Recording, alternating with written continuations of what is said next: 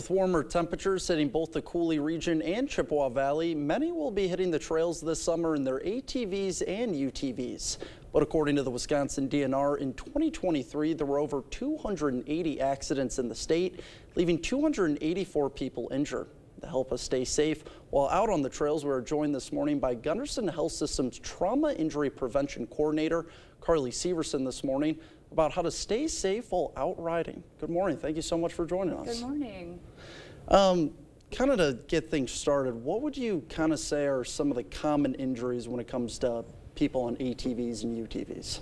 So with Gundersen Health System being the only level 2 trauma center in the region, we do see our fair share of traumatic injuries related to ATVs, and those are injuries that you would typically expect. So things like head injuries, crush injuries, and injuries to the extremities. I guess what kind of tips would you kind of provide people with to kind of prevent those injuries, I guess?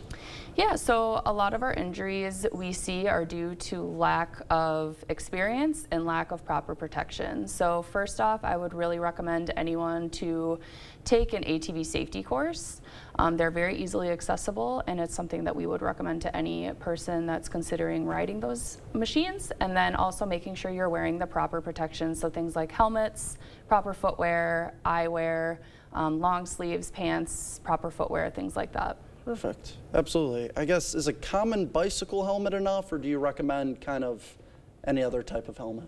So a helmet that would be safe enough to ride on an ATV would be a full face helmet. So that's one that's going to protect your chin, your mouth, your jaw as well. And it would also be approved by the DOT. So a bicycle helmet would not be sufficient enough to use on an ATV. Now you mentioned that safety course. What can folks kind of learn in that course overall?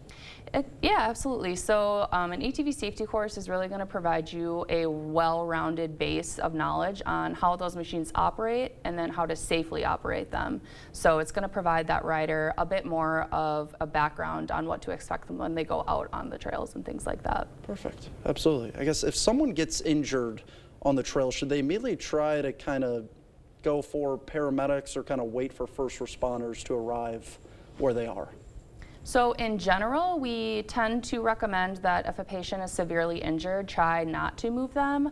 But of course, it's on a case-by-case basis. And if they are in the path that may be unsafe or a path where other riders might not be able to see them, if they're able to, we would recommend to get out of the way. But more often than not, if a patient is severely injured, we just recommend to stay where you are and wait for help to arrive. Perfect. Absolutely. Is there anything else that you want to add that our viewers should know just about overall safety, or anything else that we kind of missed? Sure. I would recommend that you do a little bit of research before you go, especially if you're riding in an area you've never been before.